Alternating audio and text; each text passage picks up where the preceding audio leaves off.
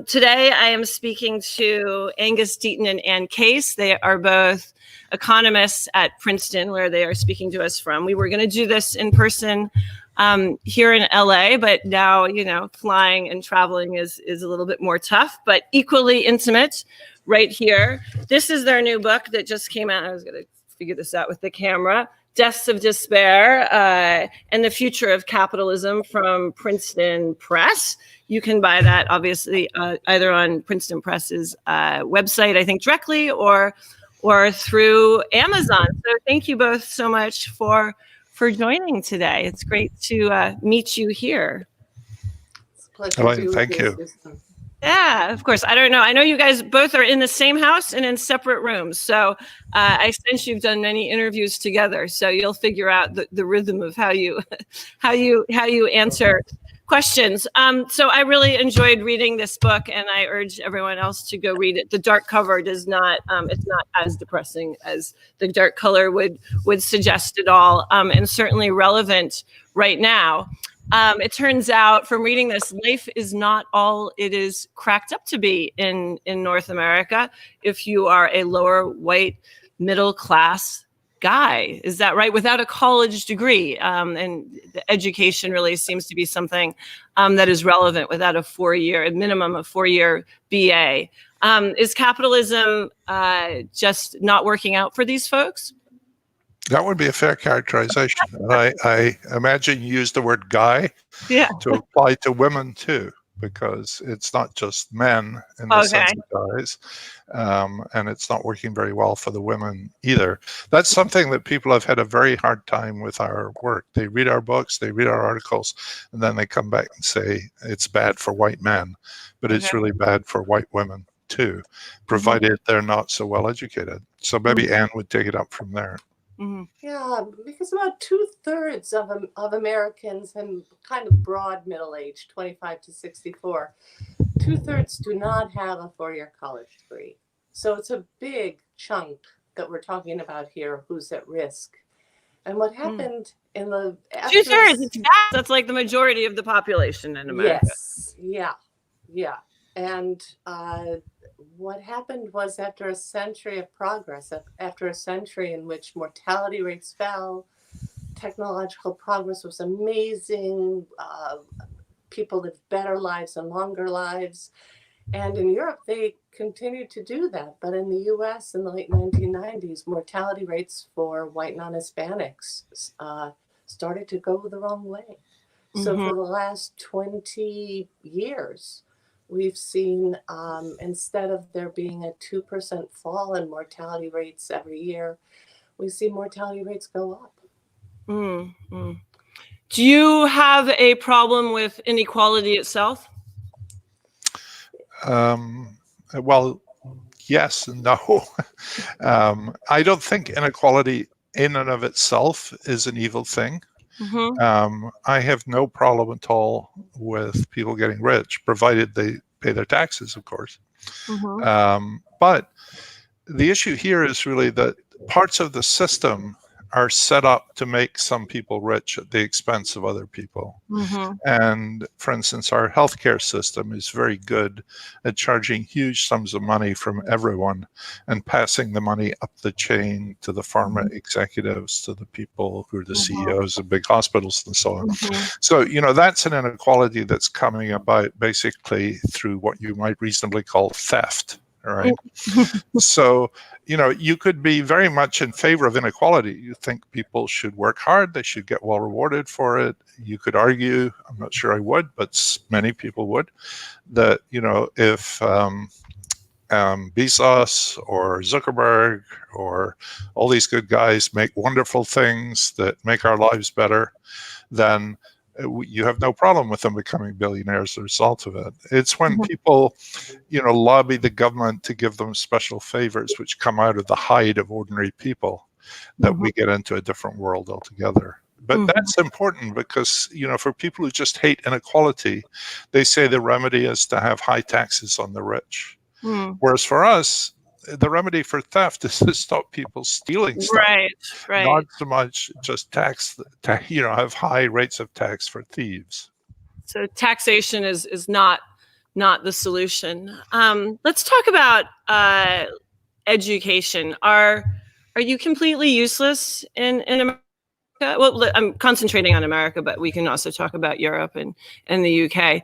And of course, there's differences there. Are you completely useless in America if you don't have a 4-year college degree? I mean, that might really panic some parents and maybe panic some kids who aren't really good at taking tests, but have skills. We've tended to reward now people with a 4-year college degree. Like the premium, the wage premium for going to college doubled between like 1980 and 2000. It used to be a 40% premium. Now it's an 80% premium, which is huge. Wow. And at the same time, wages for people without a college degree have been falling. For men, they've been falling for 50 years, like 50, like half a century. So it's really hard for them. Now, are they useless? No. They're being trampled upon in lots of ways. Yeah. But they used to be parts of companies where they could be proud to be a part of a company, and there might have been ladders up. There might have been the chance that you started in the motor pool and you were smart and you worked hard, and then you were behind a desk, and then you were an administrator, and those jobs are gone. And I think sorry, are there many technical colleges in America? I don't really know. There's a 2-year college system, right? There's community college, and many of the degrees would be, in a sense, technical degrees. Like you could learn to be a dental hygienist, or you could probably learn more skills as an electrician and pass your licensing requirements that way. But a 2-year degree, and the people who have those look a lot like the people with just a high school degree in terms of dying from alcohol, drugs, and suicide. So there's kind of the haves and the have-nots seem to hive really along this 4-year calling card. Does it have to be that way? I don't think it has to be that way, but the jobs in the middle that people with a 2-year degree or even a high school degree used to have been hollowed out. And people with a 4-year degree are oftentimes filling that role now. And our education system doesn't really seem to be doing a very good job in that, from kindergarten on, it's geared to getting you into college. And that's great for the right. When they're like 7 years old, you're learning some language I haven't heard of. Yeah, well, that's right. Well, when you're 7 years old, you can already speak a language that no one's heard of. Absolutely right. Yeah. But in Germany, for instance, people don't go to college, and no one thinks the worse of them because they go and do an apprenticeship in something else. And I think we could use more of that here. It's also gotten harder to get into college, partly because it costs much more than it used to.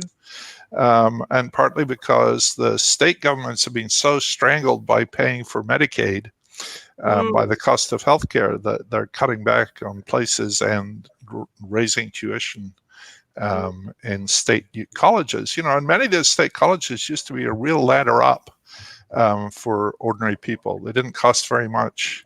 You could go to good state college. You could go on and do a PhD at MIT or something. There's just a lot of routes up that we think are closing off. And it's impossible to get into many of those state schools now too. And indeed, I guess, finish your education in 4 years. It may take 5 or 6 to actually get the classes you want. What about elite smugness with regards to education? I'm not sure. I mean, I loved my education, but I'm not sure necessarily how useful my history degree and my fondness for writing sestinas when I graduated. Fondness for writing what? Sestinas. I graduated with the poetry prize. Very useless, and my family nearly had a fit. How was I going to make any money? I've never heard of sestinas, so I've never paid for one. That's for sure. It's a kind of poem, yeah. Yeah. The elite smugness that exists with people who have a great education. Or any 4-year degree, really. I mean, yeah, that's what I meant. Yeah. It's really hard to talk. negatively about a meritocracy because it seems it's such a good idea. Let everybody's talents bubble up and use them. But I think meritocracies run the risk of killing themselves within a generation or two because the people who do bubble up want to make sure that their children do the same. And they try to close doors to everyone else. So then they don't ever, some people don't understand that part of the reason they got where they got was because of luck. They think it was just their hard work and their smarts, and that's why they are where they are. And for people who didn't succeed, didn't go to college, well, they had their chance and they blew it. And so there is a smugness there.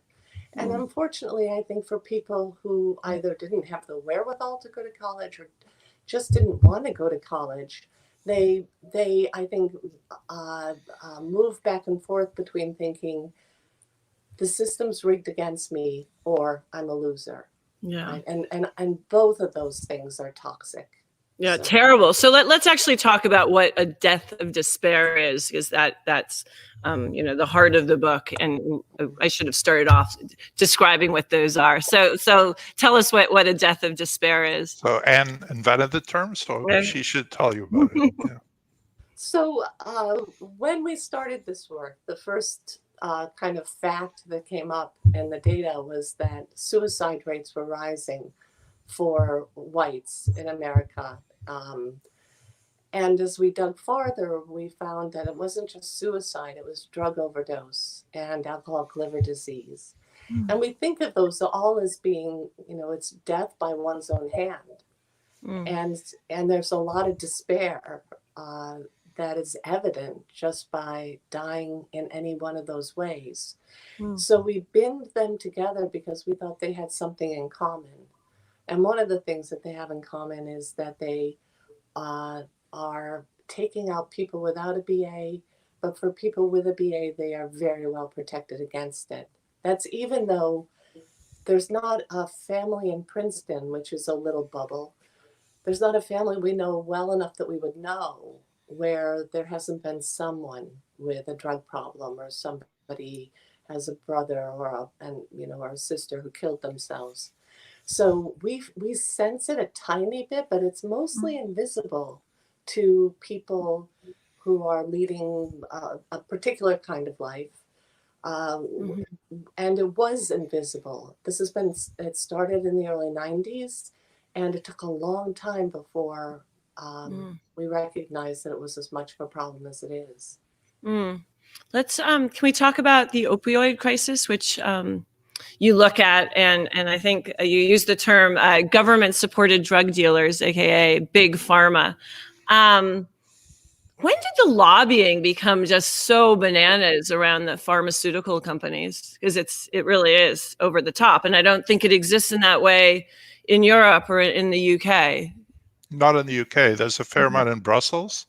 Of course. Because for the larger area, but it is actually remarkable. I mean, for someone who grew up in the UK, and I know quite a lot of senior policymakers in the UK, and I say, how would a pharma company make this work in Britain? And they're just horrified. They say, there's no way, it's not possible.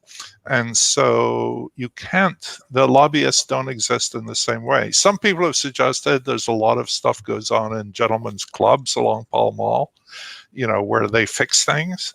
Okay. And some of that may be true, that the ruling classes have run the country for a very long time. But as you say, the lobbying in Washington is relatively new. It really starts in the 1970s and has become a monster since then. And it's doing terrible things because there are no lobbyists for poor people, or there are no lobbyists, for people who receive the EITC, or, so people at the other end, the wrong end of the spectrum, as it were, really are not well represented in those food fights that are going on in Washington. And I think we use the old phrase in the book that, if you're not at the table, you're probably on the menu. And the people who are not on the table are the poor people, ordinary people, the people who don't think that people that government in America has anything to offer them at all. And it's something like 2/3 of people without a BA think there's no point in voting because Washington is ruled by rich people and businesses. They're sorry. right. And they're right. Yeah. That's the hard part. Yeah. You write about Johnson & Johnson, and perhaps many of the viewers have stock in, and certainly, we've all used their products. Can you speak to that example a little bit, and the lawsuits and the poppy growing in Tasmania? Well, there does seem to be, it's a very strange thing, right? There's the feeling that these companies, which were once greatly admired, have sort of lost their moral compass somehow. That's such a family name, Johnson & Johnson, right? I mean, it's baby shampoo in America. Yes, and Tylenol and Band-Aids and, the baby oil or whatever it's called, all these good family-friendly things. And one of their subsidiaries was growing opium poppies in Tasmania. In fact, there's a big story in the Washington Post about it today, detailing all that was going on and how somehow the Drug Enforcement Agency, which is supposed to stop these things, never did. And it looks like they found some loophole in the international law, which was because the poppy had been slightly genetically modified. The quotas that apply to all around the world. I mean, opium is grown legitimately by international treaty in various places around the world.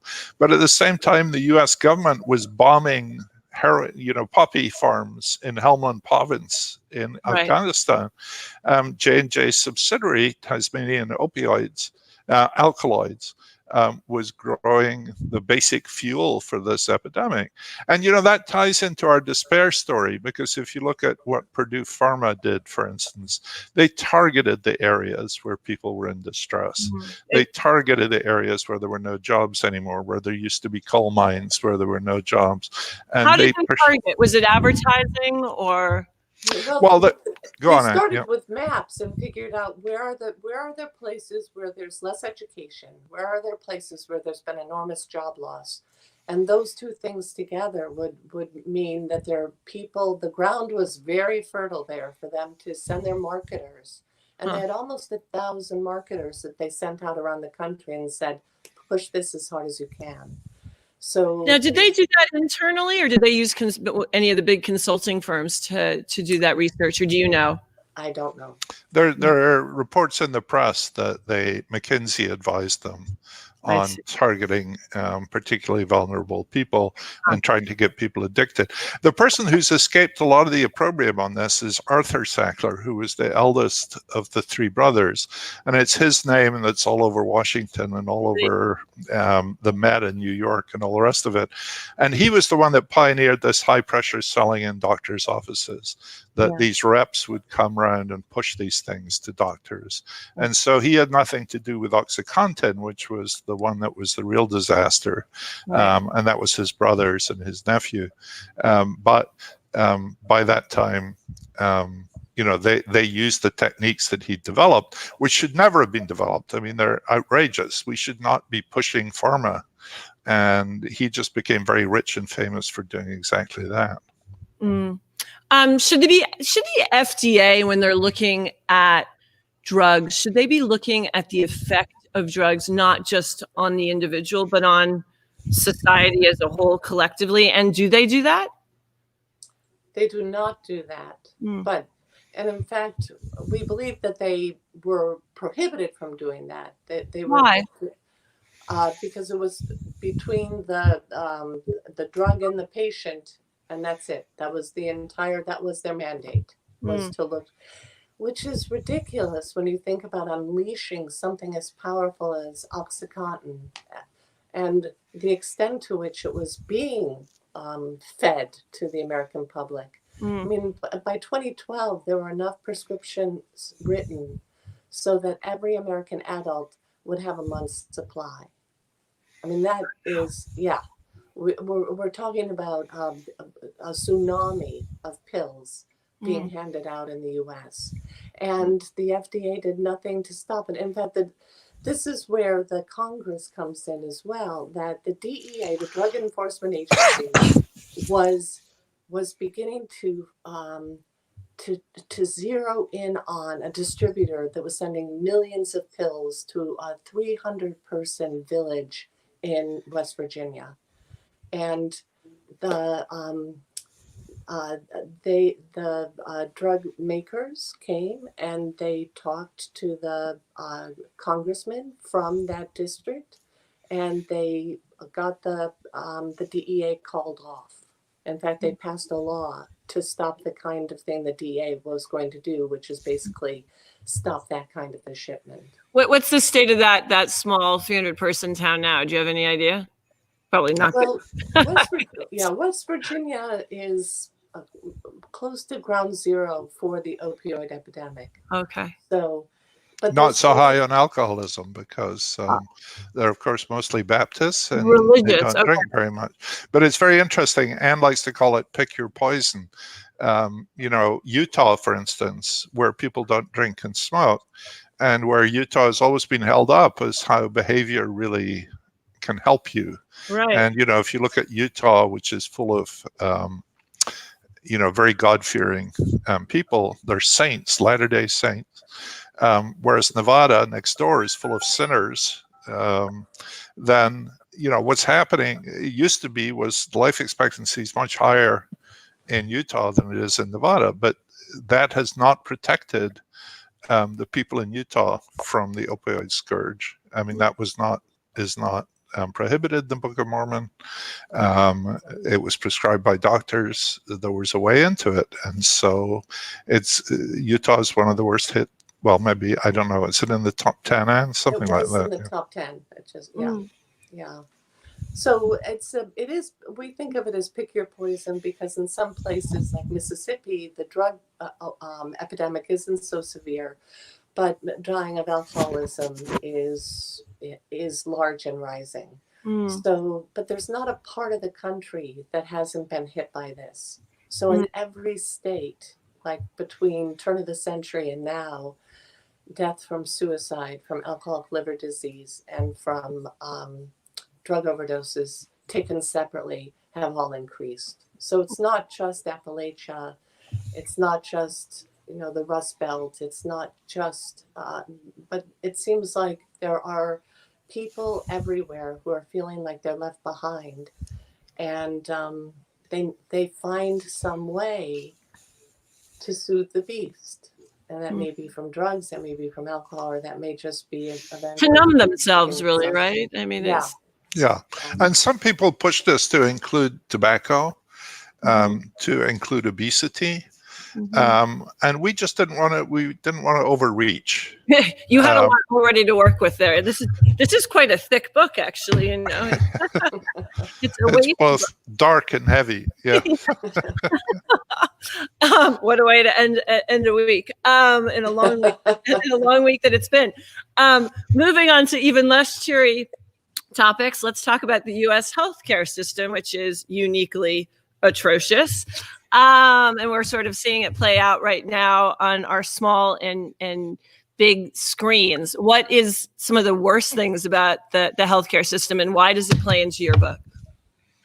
Well, there are perhaps two things. One is it costs too much. It costs far too much. Yeah, for not necessarily great results. With not very good results. So, we're paying all this money for not any very obvious payment turnout.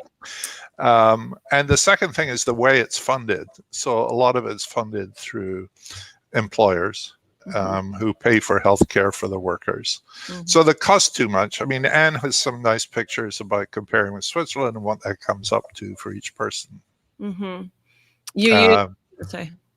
Go ahead, Anne. Sorry.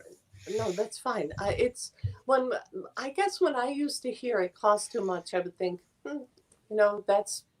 A lot of things cost more than I think they should, but we're talking about real money here. I mean, we spend almost 20% of our GDP now on healthcare. So the next most expensive place is Switzerland, which spends a little more than 12%. And so if you took the difference in the fraction of GDP being spent on healthcare, in the US, that's well more than $1 trillion a year, which you could think of as just waste. I mean, that's money we don't have to spend on healthcare, but it's being sent up the distribution from regular people to wealthy people. So that's kind of one of the ways in which inequality and despair are going hand in hand. Because when it costs that much and it's funded by employers face upwards of $20,000 a year for a healthcare premium for a worker, for his family. And so I think people like to think it's a gift from their employer, but the employer doesn't think of it as a gift. Like, this is your compensation. I can give it to you as cash. Or if there's this healthcare premium that's like making your wages a lot smaller, right? That's the way it is. So we think one of the reasons why there's been this amazing outsourcing of jobs, why people don't have a ladder up in their firms anymore, why they've been spun off if they're drivers or service cleaners or even temp workers, is to hive off jobs where the healthcare premium would have been too much a part of the compensation.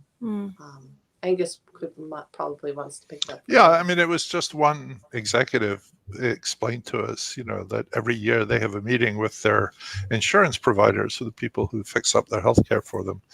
And they came in this year, not true every year, but in one exceptional year that really upset the apple cart.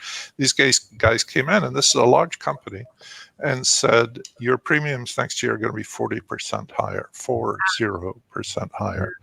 And so they just sat around the table and said, there's no way we can do that. It's just not possible. And they said, well, that's what it costs to provide this insurance because of various things that happened in the last year. So then they send for McKinsey, right? And they say, hi, McKinsey, how do we get out from under this enormous penalty? And McKinsey say, well, there's a lot of these people you don't really need. If you had fewer people, you'd have to pay a lot less in healthcare.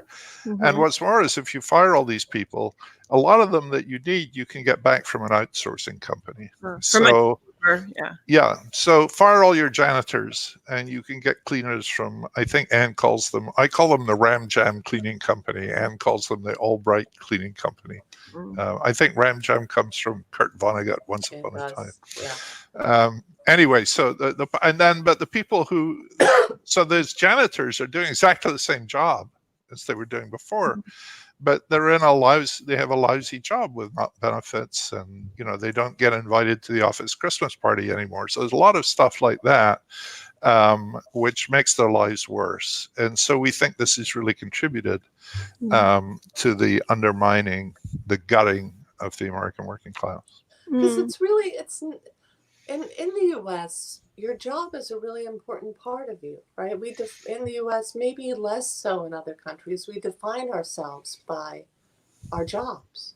And so the idea that you were part of a bigger company and now you're just working for the Albright Cleaning Company, that's less pride, no attachment to you. Less pride in your job, and maybe less community around for sure folks with whom you work about, which is something I know you write about. So if we talk about more the social issues, less people going to church, less belief in something, less sense of community, literally breaking bread around a table, and that you feel is having an effect on people's behavior and habits. Absolutely. Even more so than like the loss of wages, although that's important. But if you don't have a good job, she doesn't want to marry your ass, right? And so you can't get married. You cohabit, and cohabitations are way, way up in the U.S. And marriage is down, right? And then marriage is way down for people without a BA. People with a BA continue to get married when they want to have children. I mean, that tends to be the point at which they tie the knot. But for people without a BA, it's kind of like a series of cohabitations with kids, which means then a guy might not know his kids because the kids are living with the mother of those kids who's now living with another guy. So there's fragility at work, there's fragility in the home life, the community life, which might have been centered around a union hall once upon a time, is also gone.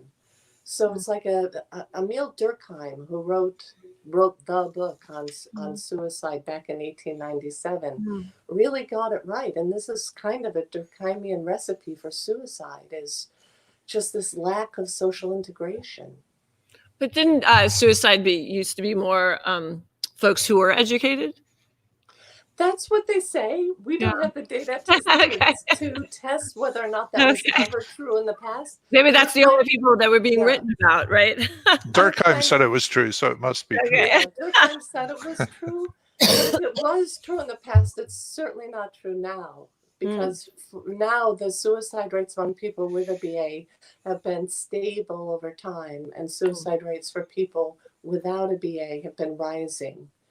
And the thing we haven't talked about, because when you think about it, it's not like just a baby boomer problem and they'll all exit stage right, get out of here and then everything's going to be fine. It's younger and younger birth cohorts are at higher and higher risk. So the people born in 1960 were at higher risk than those at 1950.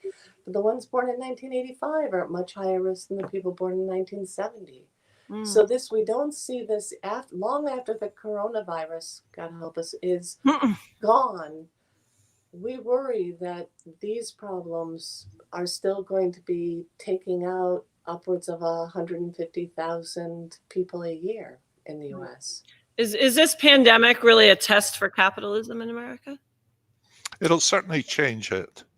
How? Well, it's very hard. We sit here now at the beginning of this. Yeah, right. And things are changing every day. And, new things happen every day. One of the things we hope for, it's very hard to believe that the healthcare system will come through this unscathed. Yeah. And that might be a silver lining. Because in the book, we're very pessimistic that an industry that's so politically protected and so wealthy can fight off almost any challenges to it. And the fact that people don't really know they're paying for it, all the stuff that everybody's familiar with, it's just uniquely set up to be a sort of impenetrable dragon that's eating all the people in the land sort of idea. And we have really very little obvious way to tackle that. And many people have tried. But you could imagine things. It's very hard to imagine. There are going to be tens, maybe hundreds of thousands of people who are going to get sick in this epidemic and recover. And then they're going to get bills of like $30,000, $40,000 each. And if you get 100,000 people with those bills, and even well-off people won't be able to pay those bills, then there's going to be a huge amount of anger. If there's a drug that's developed to help with this, and the pharma companies profiteer. I thought you meant a drug to help with the anger. No, well, that would be good too. I could use some of that. But I understand, yeah. Yeah, but if they're trying very hard to develop a vaccine, trying very hard to develop a prophylactic drug, or a remedial drug, and they'll try to get very rich on it, it's that might promote real change. It's hard to see a lot of things. I don't think it's going to happen, but many of us might think we prefer doing these things by video than in flesh, for instance. Yeah. It's not as much fun, but we don't have to fly to Los Angeles and back.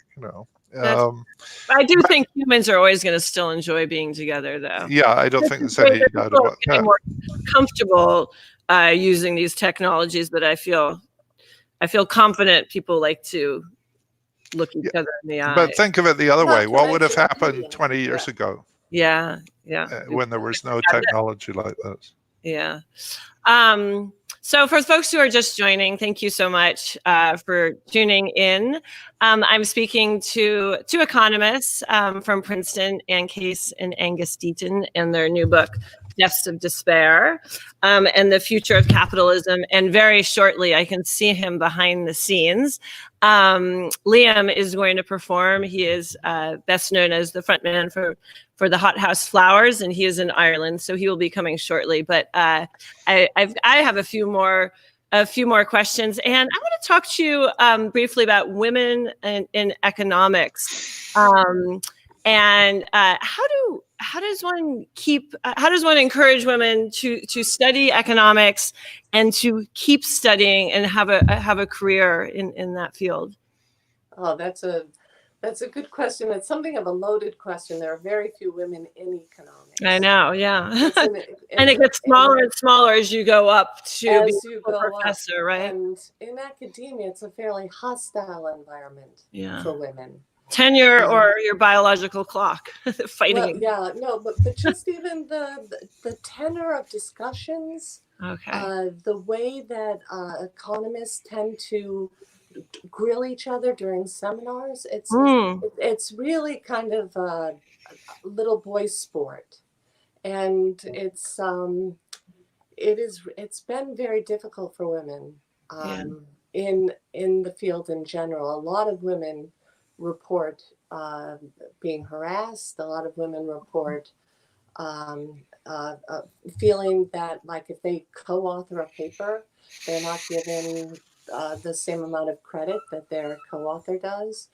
And I think that within academia, if you don't see women, you think, well, this might not be for me if you are a woman. So undergraduates, if they're not taught by any women, are probably going to look elsewhere. Mm-hmm. And so it's a very hard thing to change, because the graduate students want to act like the professor. And if the professor was talking down to women, then the graduate students learn that that's an okay thing to do. So it's a very hard chain to break as well. Mm-hmm. But it's a great career, I'll have to say. So I do encourage women. It's an incredibly flexible career. It's a skill set that lets you cut into things, lots of different things. I mean, until Angus and I started doing this work, we've been at this now for 5 years, but before that, I spent 12 years working in South Africa. Oh, wow. Mostly on the relationship between health and economic status, but eventually mostly on the AIDS crisis.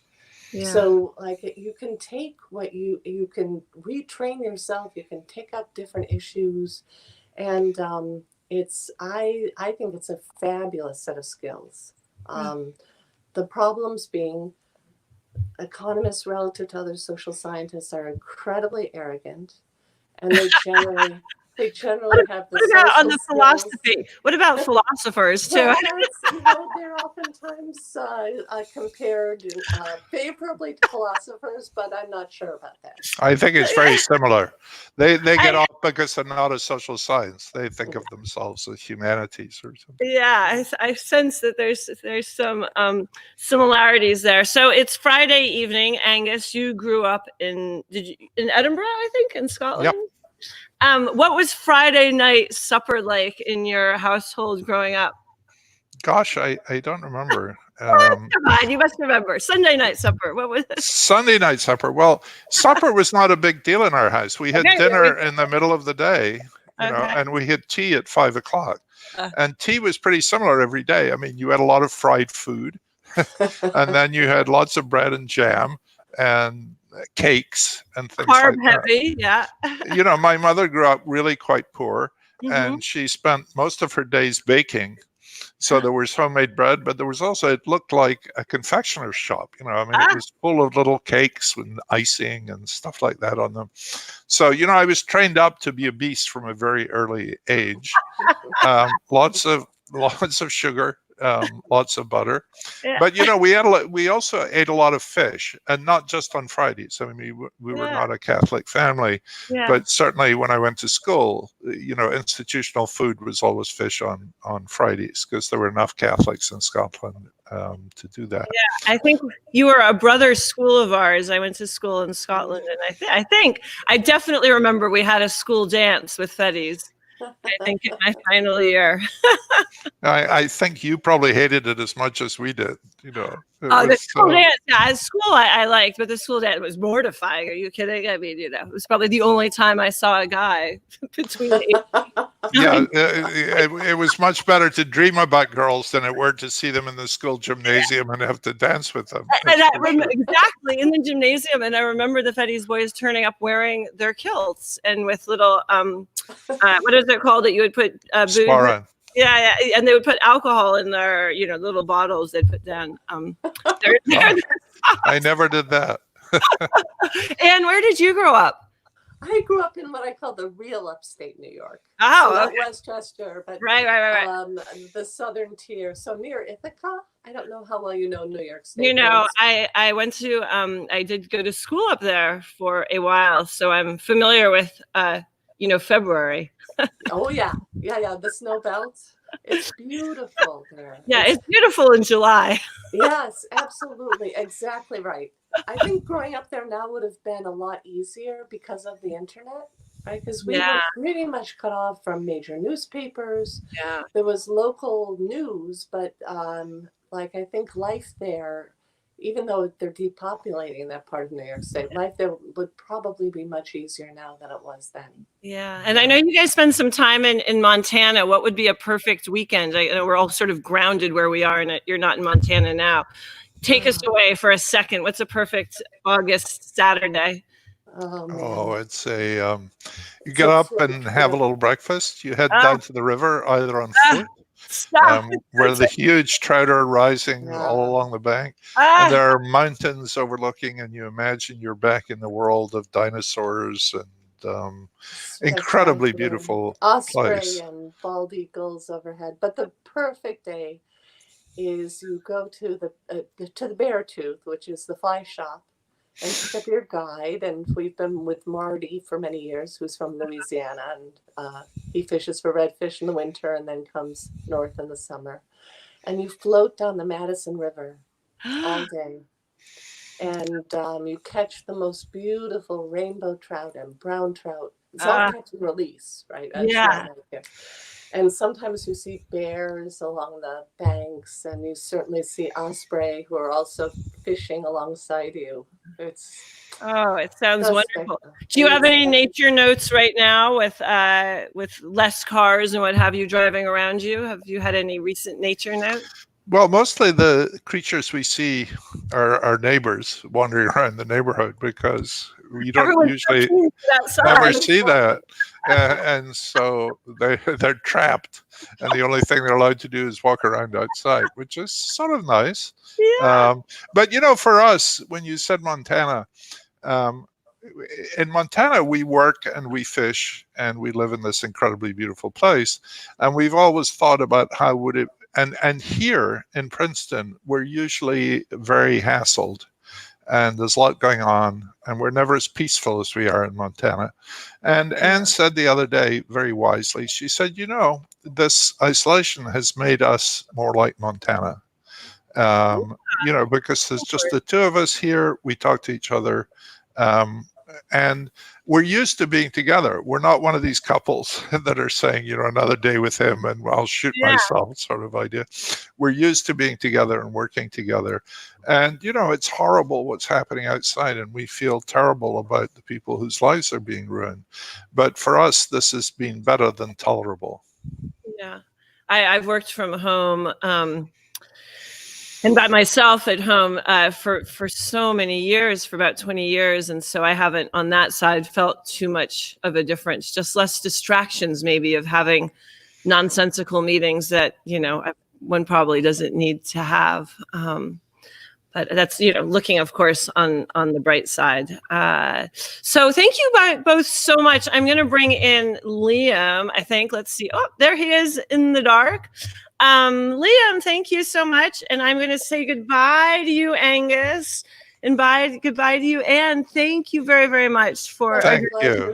But you should stick around and listen to Liam, because he's fantastic. And let's hope in the near future we can meet you again in Soho or in London or here that would be so great. Your book is going to have the longest book launch ever, because it's going to keep going. Right.